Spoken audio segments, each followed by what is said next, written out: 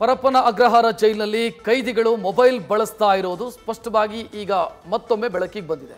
ಹಾಗಿದ್ರೆ ಜೈಲೊಳಗೆ ಕೈದಿಗಳು ಮೊಬೈಲ್ ಯಾವ ರೀತಿ ಅವರ ಕೈ ಸೇರುತ್ತೆ, ಮೊಬೈಲ್ ಸಾಗಿಸೋದು ಹೇಗೆ, ಅಷ್ಟು ಬಿಗಿ ಭದ್ರತೆ ಇದ್ರೂ ಕೂಡ ಹೇಗೆ ಸಾಗಾಟ ಆಗತ್ತೆ, ಮತ್ತು ಆ ಕಳ್ಳ ಮಾರ್ಗಗಳು ಯಾವುದು, ಮೊಬೈಲ್ ಸಾಗಾಟ ಆಗುವಂತ ಕಳ್ಳ ಮಾರ್ಗಗಳು ಯಾವುದು, ಇದರ ಬಗ್ಗೆ ನ್ಯೂಸ್ ಫಸ್ಟ್ಗೆ ಎಕ್ಸ್ಕ್ಲೂಸಿವ್ ಡೀಟೇಲ್ ಲಭ್ಯ ಆಗಿದೆ. ಯಾವ ರೀತಿ ಮೊಬೈಲ್ ಬಳಕೆ ಆಗ್ತಿದೆ ಜೈಲಲ್ಲಿ, ಸಾಗಾಟ ಮಾಡ್ತಾ ಇರೋದು ಯಾರು, ಹೇಗೆ, ಈ ಬಗ್ಗೆ ನ್ಯೂಸ್ ಫಸ್ಟ್ಗೆ ಎಕ್ಸ್ಕ್ಲೂಸಿವ್ ಡೀಟೇಲ್ ಲಭ್ಯ ಆಗಿದೆ.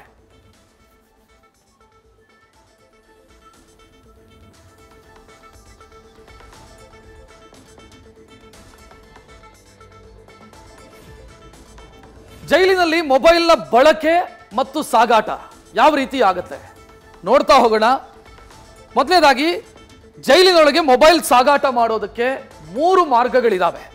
ಮೊದಲ ಕಳ್ಳ ಮಾರ್ಗ ಯಾವುದು ಅಂತಂದ್ರೆ, ಅಂಡರ್ ಟ್ರಯಲ್ ಪ್ರಿಸನರ್ಸ್, ವಿಚಾರಣಾಧೀನ ಕೈದಿಗಳು ಜೈಲಿಗೆ ಹೆಚ್ಚು ಮೊಬೈಲ್ಗಳನ್ನು ಸಾಗಿಸ್ತಾರೆ. ಯಾವ ರೀತಿ ಅಂತಂದ್ರೆ ಅವರಿಗೆ ಬೇರೆ ಬೇರೆ ದಾರಿಗಳಿದಾವೆ. ಹೇಗೆ, ಕೋರ್ಟ್ಗೆ ಹಾಜರುಪಡಿಸಿದಂಥ ಸಂದರ್ಭದಲ್ಲಿ ಕುಟುಂಬಸ್ಥರು ಸ್ನೇಹಿತರಿಂದ ಮೊಬೈಲ್ ಅನ್ನು ಪಡ್ಕೊಳ್ತಾರೆ, ಕೋರ್ಟ್ನಲ್ಲೇ ಪಡ್ಕೊಳ್ತಾರೆ. ಕೋರ್ಟ್ ಆವರಣದಲ್ಲಿ ಕೈದಿಗಳ ಕೈಗೆ ಮೊಬೈಲ್ ತಲುಪತ್ತೆ ಅಥವಾ ತಲುಪಿಸುವಂತ ಕೆಲಸವನ್ನ ಅವರ ಆಪ್ತರು, ಕುಟುಂಬ ಸದಸ್ಯರು ಮಾಡ್ತಾರೆ. ವಿಚಾರಣಾಧೀನ ಕೈದಿಗಳು ಈ ಮೊಬೈಲ್ ಅನ್ನ ತಮ್ಮ ಒಳ ಉಡುಪುಗಳಲ್ಲಿ ಅಡಗಿಸಿಟ್ಟುಕೊಂಡು ಆನಂತರ ಅವರನ್ನ ಜೈಲಿಗೆ ಏನು ಕರ್ಕೊಂಡು ಹೋಗ್ತಾರೆ, ಅಲ್ಲಿ ಕರ್ಕೊಂಡು ಹೋಗಲಾಗತ್ತೆ. ಜೈಲಿನ ಒಳಗೆ ಪ್ರವೇಶ ಮಾಡುವಾಗ ಏನು ಚೆಕ್ ಮಾಡ್ತಾರೆ, ಅಲ್ಲಿ ಲಂಚ ಕೊಟ್ಟು ಅಥವಾ ಬೇರೆ ಬೇರೆ ಸಮಥಿಂಗ್ ವ್ಯವಹಾರಗಳನ್ನ ಮಾಡಿನೋ ಒಳಗೆ ಜೈಲಿನ ಸಿಬ್ಬಂದಿಗೆ ಲಂಚ ಕೊಟ್ಟು ಜೈಲಿನ ಒಳಗೆ ಮೊಬೈಲ್ ಕೊಂಡೋಗುವಂತ ಕೆಲಸ ಆಗುತ್ತೆ. ಇದರ ಜೊತೆಗೆ ಸಿಮ್ ಕಾರ್ಡು, ಚಾರ್ಜರು, ಡ್ರಗ್ಸು ಕೂಡ ಇದೇ ಮಾರ್ಗದಲ್ಲಿ ಜೈಲಿನ ಒಳಗೆ ತಲುಪತ್ತೆ ಅನ್ನೋದು ಕ್ಲಿಯರ್. ಎರಡನೇ ಕಳ್ಳ ಮಾರ್ಗ ಏನು ಅಂತಂದ್ರೆ, ವಿಸಿಟರ್ಸ್ ಭೇಟಿ ಕೊಟ್ಟಾಗ, ಜೈಲಿಗೆ ವಿಸಿಟರ್ಸ್ ಭೇಟಿ ಕೊಟ್ಟಾಗಲೂ ಕೂಡ ಕೈದಿಗಳ ಕೈಗೆ ಮೊಬೈಲ್ ಸೇರ್ತಾ ಇದೆ. ಭೇಟಿಯಾದಾಗ ನೇರವಾಗಿ ಹಸ್ತಾಂತರವಾಗದಿದ್ರೂ ಕೂಡ ಪ್ರತ್ಯೇಕ ಪ್ಲಾನ್ ಅನ್ನ ಮಾಡಲಾಗುತ್ತೆ. ಮೊಬೈಲ್ಗಳನ್ನು ಪ್ಯಾಕ್ ಮಾಡಿ ಜೈಲಿನ ಹಿಂಭಾಗದಿಂದ ಎಸೆಯುವಂತ ಕೆಲಸ ಆಗುತ್ತೆ. ಅಂದ್ರೆ ಇದರ ಬಗ್ಗೆ ಗೊತ್ತಿರುವಂತ ನೆಟ್ವರ್ಕ್ ಅನ್ನು ಬಳಸಿ, ಅಥವಾ ಹಳೆ ಕೈದಿಗಳು ಅಥವಾ ಒಳಗಿರುವಂತ ಒಂದಿಷ್ಟು ನೆಟ್ವರ್ಕ್ ಇವರನ್ನ ಬಳಸಿ ಈ ಕೆಲಸವನ್ನ ಮಾಡಲಾಗುತ್ತೆ. ಸರಿಯಾದ ಸಮಯ ಫಿಕ್ಸ್ ಮಾಡಿ ಆಪ್ತರು ಜೈಲಿನ ಹೊರಗಿನಿಂದ ಮೊಬೈಲ್ ಅನ್ನ ಜೈಲಿನ ಒಳಗೆ ಎಸೆಯುವಂತ ಕೆಲಸ ಆಗುತ್ತೆ. ಅದು ಯಾವ ರೀತಿ ಅಂತಂದ್ರೆ, ಟೆನ್ನಿಸ್ ಬಾಲು ಅಥವಾ ಐಸ್ ಕ್ರೀಮ್ ಬಾಲ್ನೊಳಗೆ ಪ್ಯಾಕ್ ಮಾಡಿ ಅದಕ್ಕೆ ಕಟ್ಟಿ ಮೊಬೈಲ್ ಅನ್ನು ಜೈಲಿನ ಒಳಗೆ ಎಸೆಯೋದು. ಎಸೆದ ಪಾರ್ಸಲ್ಗಳನ್ನ ಜೈಲಿನ ಒಳಗೆ ಇರುವಂತ ಕೈದಿಗಳು ಅದನ್ನು ಕಲೆಕ್ಟ್ ಮಾಡಿಕೊಳ್ತಾರೆ. ಆ ನಂತರ ಯಾರಿಗೆ ಅದು ಸೇರಬೇಕೋ ಅವರಿಗೆ ಸೇರುತ್ತೆ. ಜೈಲಿನ ಜಿಯೋಗ್ರಫಿ ಅರಿತಿರುವಂತ ಕೈದಿಗಳು ಇಂಥ ಪ್ಲಾನ್ ಅನ್ನ ಮಾಡ್ತಾರೆ. ಅಂದ್ರೆ ಜೈಲಿನ ಮ್ಯಾಪ್, ಎಲ್ಲಿ ಏನಿದೆ, ಹೇಗಿದೆ, ಎಲ್ಲಿ ಮರ ಇದೆ, ಎಲ್ಲಿ ಎಸೆದ್ರೆ ಕೈಗೆ ಸಿಗತ್ತೆ ಈಸಿಯಾಗಿ, ಇದೆಲ್ಲವೂ ಕೂಡ ಗೊತ್ತಿರುವಂತ ಕೈದಿಗಳನ್ನು ಬಳಸಿ ಈ ಕಳ್ಳ ಮಾರ್ಗವನ್ನ ಮಾಡಲಾಗುತ್ತೆ. ಇನ್ನು ಕಳ್ಳ ಮಾರ್ಗ 3ನೇದ್ದು, ಜೈಲಿನಿಂದ ಹೊರಗಿಂದ ಬರುವಂತ ವಾಹನಗಳು, ಇದರಲ್ಲೂ ಕೂಡ ಮೊಬೈಲ್ ರವಾನೆ ಆಗುತ್ತೆ. ಹೊರಗಿನಿಂದ ಯಾವ ವಾಹನಗಳು ಬರುತ್ತೆ, ಜೈಲಿಗೆ ಪ್ರತಿನಿತ್ಯ ತರಕಾರಿ ಬರಬೇಕು, ದಿನಸಿ ಬರಬೇಕು, ಮಾಂಸ ಸಪ್ಲೈ ಆಗುತ್ತೆ. ಮಾಂಸದ ವಾಹನದಲ್ಲೂ ಕೂಡ ಮೊಬೈಲ್ಗಳನ್ನು ತಲುಪಿಸಲಾಗುತ್ತೆ. 2018ರಲ್ಲಿ ಅಂತ ಅನ್ಸುತ್ತೆ, ಒಬ್ಬ ಮಾಂಸ ವ್ಯಾಪಾರಿ ಸಿಕ್ಕಾಕೊಂಡಿದ್ದ 8 ಮೊಬೈಲ್ನ ಜೊತೆಗೆ.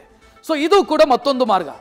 ಇನ್ನು ಜೈಲಿನ ವೇಸ್ಟ್ ಸಾಗಿಸೋ ವಾಹನ, ಇದರಲ್ಲೂ ಕೂಡ ಅಕ್ರಮವಾಗಿ ಮೊಬೈಲ್ ಅನ್ನ ಸಾಗಾಟ ಮಾಡಲಾಗುತ್ತೆ.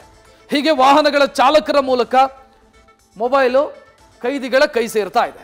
ಇನ್ನು ಬಳಕೆ ಯಾವ ರೀತಿ ಮಾಡ್ತಾರೆ, ಒಳಗೆ ಬಂದಂತ ಮೊಬೈಲ್ ಅನ್ನ ಅಲ್ಲಿ ಯಾವ ರೀತಿ ಬಳಕೆ ಮಾಡಲಾಗುತ್ತೆ, ಯಾಕಂತಂದ್ರೆ ಅಧಿಕಾರಿಗಳಿದ್ದಾರೆ, ವ್ಯವಸ್ಥೆ ಇದೆ.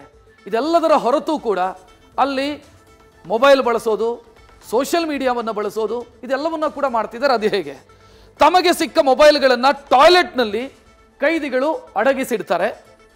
ಇನ್ನು ಜೈಲಿನಲ್ಲಿ ಪೆಟ್ರೋಲಿಂಗ್ ಕಡಿಮೆ ಇದ್ದಂಥ ವೇಳೆ ಮೊಬೈಲನ್ನು ಹೊರಗೆ ತೆಗಿತಾರೆ. ಅಂದರೆ ಯಾವಾಗ ಅಧಿಕಾರಿಗಳು ಅಥವಾ ಜೈಲಿನ ಸಿಬ್ಬಂದಿ ಬರೋದಿಲ್ಲ ಅನ್ನೋ ಅಂದಾಜು ಏನಿರುತ್ತೆ, ಇಂಥ ಟೈಮಲ್ಲೇ ಬರ್ತಾರೆ ಅವರು. ಅದು ಬಿಟ್ಟರೆ ಈ ಟೈಮಲ್ಲಿ ಇವ್ರು ಬರಲ್ಲ ಅಂತ ಗೊತ್ತಾದಾಗ ಮೊಬೈಲ್ ಬಳಕೆ ಮಾಡ್ತಾರೆ. ಹೆಚ್ಚಾಗಿ ರಾತ್ರಿಯ ವೇಳೆ ಮೊಬೈಲ್ ಬಳಕೆ ಆಗುತ್ತೆ. ಕುಟುಂಬಸ್ಥರ ಜೊತೆಗೆ ಮಾತನಾಡ್ತಾರೆ. ಜೈಲಿನ ಒಳಗೆ ಕೈದಿಗಳಲ್ಲಿ ಮೊಬೈಲ್ಗೆ ಭಾರಿ ಡಿಮಾಂಡ್ ಕೂಡ ಇದೆ. ಯಾರ ಬಳಿ ಮೊಬೈಲ್ ಇದೆಯೋ ಆತನಿಗೆ ಸಿಕ್ಕಾಪಟ್ಟೆ ಡಿಮಾಂಡ್ ಇದೆ. ಹೇಗೆ ಅಂತಂದ್ರೆ, ಇತರ ಕೈದಿಗಳಿಗೆ ಮೊಬೈಲಲ್ಲಿ ಮಾತನಾಡೋದಕ್ಕೆ, ಅವರ ಕುಟುಂಬ ಸದಸ್ಯರ ಜೊತೆಗೆ ಮಾತನಾಡಬೇಕು ಅಂತ ಆದರೆ ಮೊಬೈಲ್ ಇರುವಂಥ ಕೈದಿಯನ್ನ ಆತನನ್ನು ಫಿಕ್ಸ್ ಮಾಡಿಕೊಂಡು ಆತನಿಗೆ ಒಂದಿಷ್ಟು ದುಡ್ಡು ಕೊಟ್ಟು 1 ನಿಮಿಷ ಮಾತನಾಡಿದರೆ ಸುಮಾರು 100 ರೂಪಾಯಿ ಚಾರ್ಜು. ಒಬ್ಬ ಮೊಬೈಲ್ ಇರುವಂಥ ಕೈದಿ, ಮೊಬೈಲ್ ಇಲ್ಲದಂಥ ಕೈಗೆ ಮೊಬೈಲ್ ಕೊಟ್ಟರೆ 1 ನಿಮಿಷ ಮಾತನಾಡಬೇಕು ಅಂತಾದರೆ 100 ರೂಪಾಯಿ ಕೇಳ್ತಾರಂತೆ. ಹೊರಗಿರೋ ಕೈದಿಯ ಕುಟುಂಬಸ್ಥರು ಮೊಬೈಲನ್ನು ರೀಚಾರ್ಜ್ ಮಾಡಿಸಬೇಕು. ಹಣ ಕೊಟ್ಟು ಕೆಲ ಜೈಲಿನ ಸಿಬ್ಬಂದಿಯೂ ಕೂಡ ಮೊಬೈಲನ್ನು ಚಾರ್ಜಿಂಗ್ ಮಾಡಿಸೋದು ಇಂಥದ್ದನ್ನೆಲ್ಲ ಮಾಡ್ತಾರೆ. ಕೆಲವರು ಜೈಲಿನ ಸಿಬ್ಬಂದಿಯ ಗಮನಕ್ಕೆ ಬಾರದಂತೆ ತಮ್ಮಲ್ಲಿರುವಂಥ ಮೊಬೈಲನ್ನು ಚಾರ್ಜ್ ಮಾಡಿಕೊಳ್ತಾರೆ. ವೈರ್ಗಳನ್ನು ಆಲ್ಟರ್ ಮಾಡಿ ಟಿವಿ ಸ್ವಿಚ್ ಬೋರ್ಡ್ಗೆ ಆ ಚಾರ್ಜರನ್ನು ಇಟ್ಟು ಚಾರ್ಜ್ ಮಾಡುವಂಥ ಕೆಲಸವನ್ನು ಕೂಡ ಮಾಡ್ತಾರೆ. ಸೊ ಅಲ್ಲಿಗೆ ಇದು ಒಂದು ಕಳ್ಳ ಸಾಗಣೆ ಯಾವ ರೀತಿ ಆಗ್ತಿದೆ, ಬಳಕೆ ಯಾವ ರೀತಿ ಆಗ್ತಿದೆ ಅನ್ನೋದು ಒಂದು ವಿಚಾರ. ಆದರೆ ಎಲ್ಲಕ್ಕಿಂತ ಹೆಚ್ಚಾಗಿ ಇದೆಲ್ಲ ಅಧಿಕಾರಿಗಳ ಗಮನದಲ್ಲಿ ಇಲ್ವಾ ಅಂತ ಕೇಳಿದರೆ ಇದೆ, ಖಂಡಿತವಾಗಿಯೂ ಇದೆ.